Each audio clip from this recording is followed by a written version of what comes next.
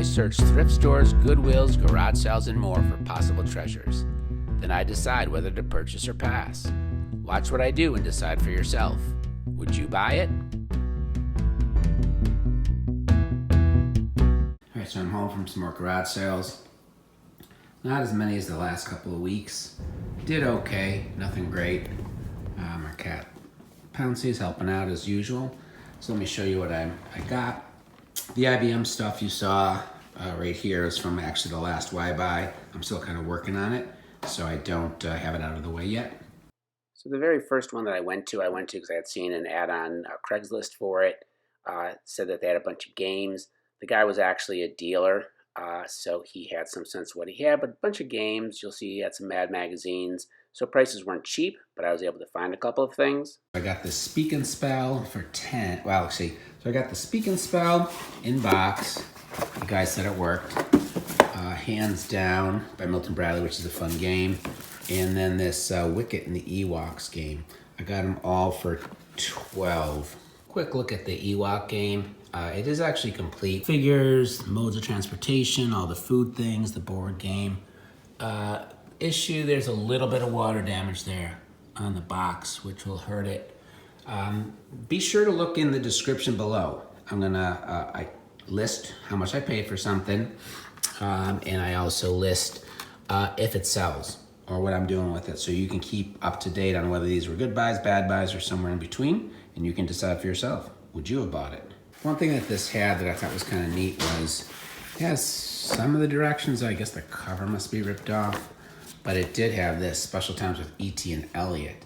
So if you remember the movie E.T., it featured them using a speak and spell to for E.T. to talk to his home planet or whatever. So I thought that was kind of neat. That may be worth something.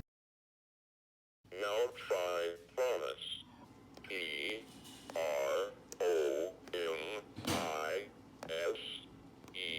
You are right. These have almost no interest to me, and I almost always buy stuff that's of interest to me. But I've seen another reseller, the Cincinnati Picker, pick these up and sell them. I quickly looked up one of them. They're Willow Tree. This one's thoughtful. And this one it sold like for $15 by itself, and they were $1 each. And there's 6 of them, I got them for $5. So I thought, what the heck. There was a flea market that I also went to early. I got very little. So I did get these 4 tapes. They're singles. Couple great whites. An Aerosmith and a White Lion. I don't know. I got 50 cents total. So the other thing I got at that flea market was this. So I think I paid $10 for this. After I bought it, I sort of thought, you know what? This is supposed to probably have built-in speakers of some sort. But it actually, you know what it does. Okay, so that's good. So this is Kenwood, which is a decent name. It's like this little compact thing, and it's a tape player. One of the reasons I ended up buying it is, first of all, it's got a cool look, but also it's heavy as hell. But I didn't look it up. I'm hoping it's worth something. What came with it, and I do think probably does go with it, is this amplifier, because it's even got like these indentations. Yeah, so it fits together. Like there's little feet on this that go into this. So I'll be curious to look that up to see what it's worth. I asked the woman if it worked. She said it did. I don't honestly have a lot of faith in that. We'll see. Bought some CDs. Rembrandts I bought for myself just because I was at like $1.50. And then some Beatles white albums and Help. One of these is empty. So between the 3, I think it's a full white album, hopefully. This I thought was just kind of cool. This was $2.50. It is they're Big Bird Beep books. Big Bird Beep books. And the one threw the battery in, so it may not work. But for $2.50, I thought, again, I'm curious about things like this and how they work, so I'll at least check it out. And then the last thing I got was this. I'm pretty sure it's a Fisher-Price Shake and Go Cars set. Here it is. It was actually laid out at the garage sale, all set, all put together. I should have taken a picture of it because I don't have a hell of a time getting it back together. And there's these cars. These are Fisher-Price, I think they're called Shake and Go. This one has a battery, and I'll try to show you in a second how it works if I can figure it out. The cars by themselves could probably sell for 30-ish. And I paid $5. I may just end up selling the cars by themselves. The other stuff is going to be a pain to ship to some degree.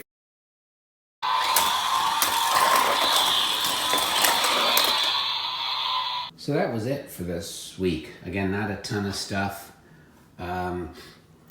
This is the thing I'm probably most curious about, most interested to see if it's worth anything. It is heavy, it'll be tough to ship. There's a couple interesting games and other things to kind of play around with. Half the stuff that I buy is because I'm curious about it. I want to play with it or try it out or things like that. So that doesn't always make for the best reselling, but at least it makes for a good time. So I'll have fun with this stuff. All right, so here's one of my surprise finds. I had never seen these before when I bought this for $2.50 at the garage sale. So these are called Big Bird Beep books. This one is from 1989. The other two are from 1990. And they use this Big Bird Beeper. That's what I've seen it called online. Again, I had never seen this before. This one is in decent condition, except that the case won't stay on. So this is some painter's tape, if you're familiar with it, which comes off nice and easy. So new words. Show your child how the beeper beeps when it is pressed on the correct answers. So right here, you're going to see that they want the child to point to a dog. And if they do, it makes that beeping noise. And so if I press on the bird or the cow, it makes no noise. Happy birthday. Things that go is similar. Okay, so again, same idea. And this one, so which vehicles are for babies? So hopefully there's not a baby in a helicopter, so it makes no noise, but the crib, the carriage, I should say, good. The stroller, and the bike. So this was another kind of secret find, something that I didn't know about this when I first got it at the garage sale. As again, I had seen this, but what I didn't know was that hidden in the actual Speak and Spell unit is this, a ET Fantasy module for Speak and Spell. It's kind of like a cartridge you're going to see. You'd think it would do something awesome, like maybe have some kind of animation of ET go across the screen, or certainly say in an awesomely computerized voice, you know, ET phone home, or something like that. It does not. All it seems to do is give you a bank of extra words. So, I mean, that's disappointing. Beyond the fact that they give you this nice little booklet with lots of bunch of pictures of the movies and stuff. There's a couple of games you'll see in here. Turn it back on. And now I'm going to press module. Okay, so there's the module select.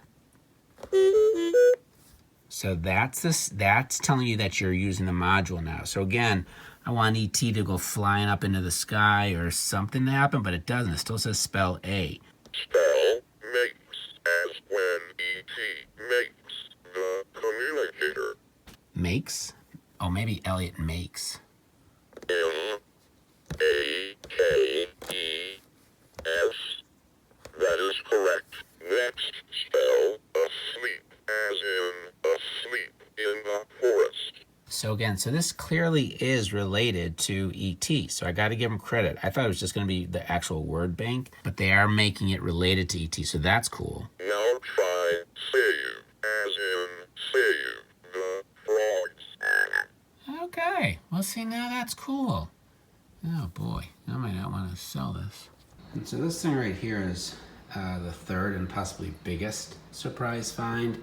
It is a Kenwood DC-20X stereo deck amplifier. Separately is the power amplifier. They call it a DC-10P. This is apparently a high quality kind of thing. Again, when I first saw it, I was attracted to it because I liked the look of it.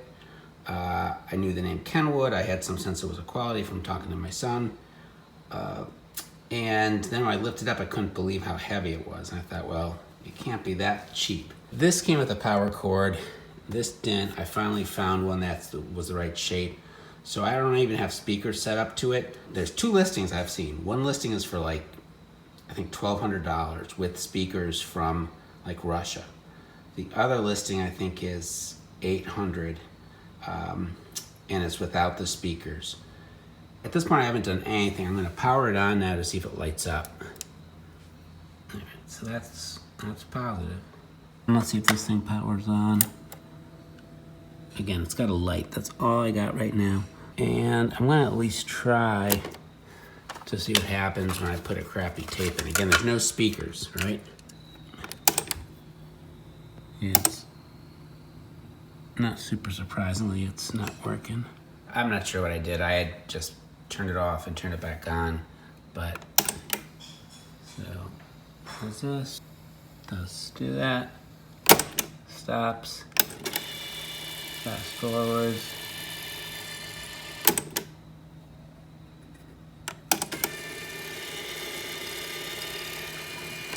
So those are all positive things. And I just gotta show you this to adjust treble. A little light. It's actually mechanical. You hold it down, it doesn't go. But same thing for the bass. I don't know. I like that. Lots of cool dials. Bunch of stuff for a tuner.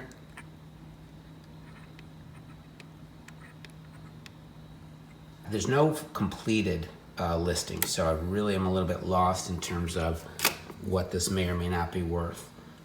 Whether the person who's asking for, $800 or whatever is just crazy, or if this is in fact like some really unique find. So at least it powers on.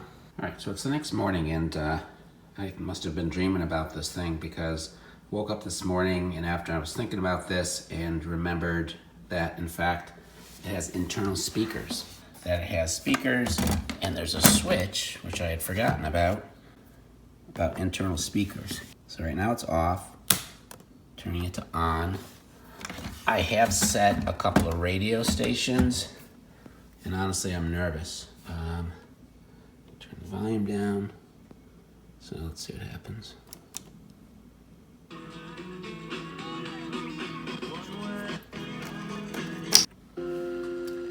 Just thinking I should set it for only play that popular music for a little while so I don't get a copyright. Joins us, our Vegas virtuoso this morning. So the NFC West going to play one another today. The Cardinals are in Los Angeles, taking on the Rams. The Seahawks. So the volume is good, it's not scratchy.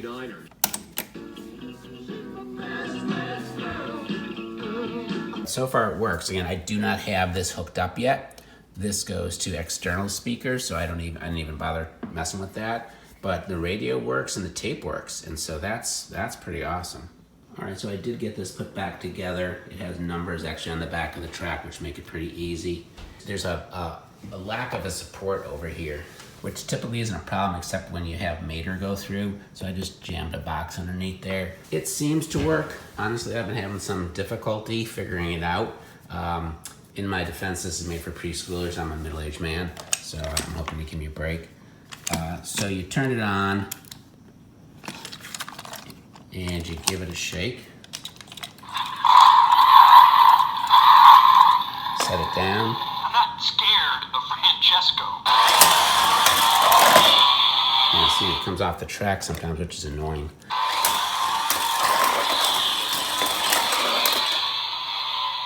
So that's what it's capable of. See you at the finish line, McQueen. Grazie and arrivederci. So the thing with Mater is he makes no noise. He doesn't make the rebel noise, he doesn't talk, but he does go. This is the second Lightning McQueen. Here comes 900 horsepower. It seems like it's not working great. I don't know if that's how it always worked, if there's always problems with it. You'd expect better from Fisher-Price. But that's what it is.